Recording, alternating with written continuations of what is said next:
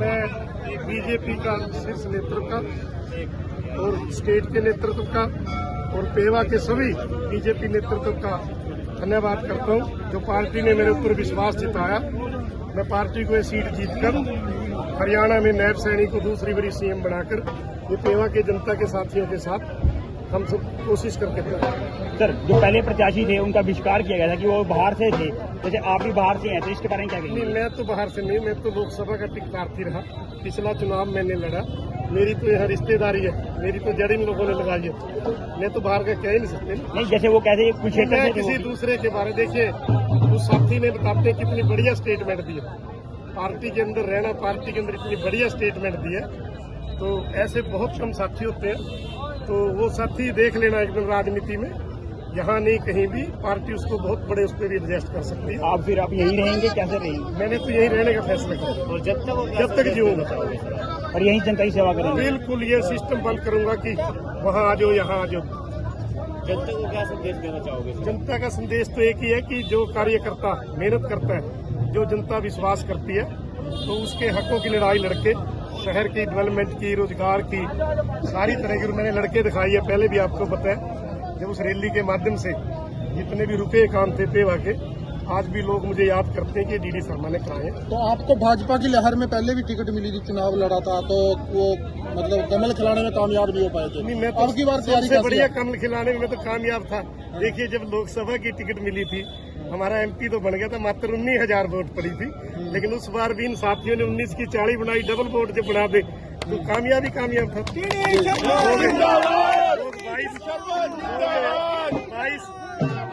22 और 19,000 में एमएलए बन गया। मैंने तो उनसे भी दुगनी वोट ली, कामयाब क्यों नहीं थे? तो बहुत बढ़िया कामयाबी थी।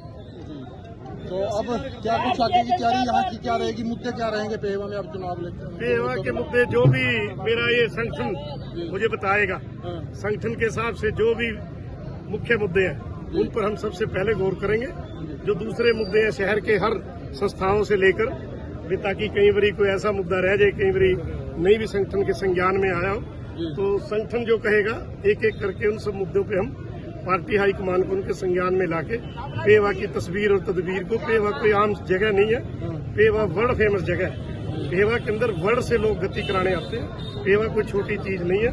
तो पेवा को मैं पेवा ही के उस पे लाना चाहता हूँ। मेरी उस टाइम भी मांग थी कि पेवा को जिला बनाया जाए और समालाबाद को सब डिवीजन बनाया जाए, लेकिन उस टाइम की मेरी मांग उठी हुई। धीरे धीरे आज पेवा के अंदर बाईपास बना, पुल बने, बहुत सी ऐसी डेवलपमेंट हुई जो मैंने रैली करा के उस मुद्दे को उठाया था। इन सब साथियों ने उस रैली को भी इस तरीके से कामयाब किया था। माननीय मुख्यमंत्री मनोहर लाल जी ने एक ही बात कही थी कि 84 रैलियां होली, ऐसी रैली ट्रैक्टर ट्रालियों से हर आदमी नहीं करा सकता, तो बंदा हार गया कैसे? तो हार जीत तो चलती रहती है राजनीति में। तो पेवा को टूरिज्म हब बनाने की हर कोई नेता बात करता है, वो बात आप भी कर रहे हो। मैं नेता नहीं, मैं तो कार्य करता हूँ। मैं जमीन से जुड़ा आदमी हूँ। जो जमीन से जुड़ा आदमी होता है उसको पत्रकारों का भी, छायाकारों का भी, मीडिया का भी, छोटे दुकानदार का भी, कर्मचारी का भी, व्यापारी का भी, महिला शक्ति का भी, नौजवानों का भी, शहर के सौंदर्यीकरण का भी जमीनी आदमी को पता, तो मैं तो इनके बीच का कार्य करता हूँ। तो कब नॉमिनेशन कर रहे हैं? ये मैं अभी अपने सारे तीर्थों की करके जो जो संगठन के हिसाब से हमें करने होते हैं, उसके बाद जो मेरे संगठन के साथी कहेंगे तो ये तय करेंगे सारा जो यहाँ का नेतृत्व है। आप सबका मैं अपनी पार्टी की तरफ से और हमारे कनाडा से सैनी साहब आए हैं, जो कनाडा के अंदर जिनका 2 पार्टियों के अंदर, जैसे कंजर्वेटर दूसरी पार्टी वहाँ बहुत बड़ा नाम है। आज ये भी पेवा की धरती पहुंचे। मैं आपके मीडिया के माध्यम से, हमारे साथी नाम भी गुलाब और गुलाब की तरह खिले हुए हैं जहाँ ये जाते हैं, इन सब साथियों की तरफ से भी मैं, मेरी कर्मस्थली, मेरी विवाह स्थली पेवा, मेरे साथियों के साथ जो मैंने यहाँ बहुत कुछ समय देखा, इनका भी मैं स्वागत करता हूँ और आपको भी जी आएगा।